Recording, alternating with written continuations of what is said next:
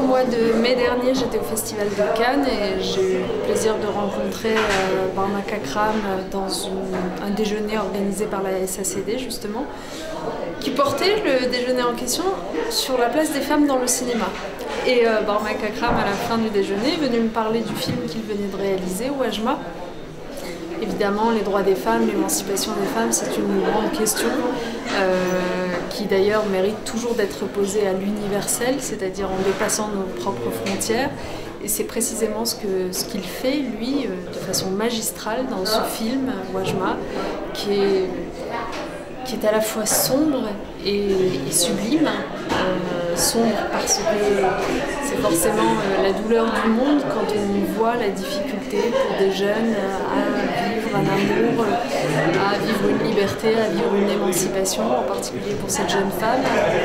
Et en même temps sublime parce que c'est encore une fois l'universalité du monde.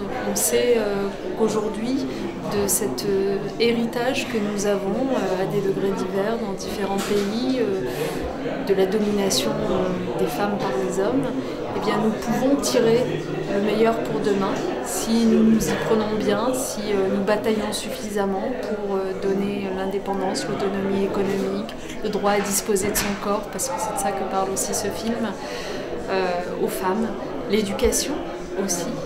Bref, la liberté d'être ce qu'on veut être. Et je crois que c'est un message finalement assez plein d'optimisme et d'enthousiasme qui est porté par ce très beau film, qui est porté par ailleurs par une équipe d'acteurs remarquable, vraiment remarquable, qu'il s'agisse de la jeune fille, de sa mère,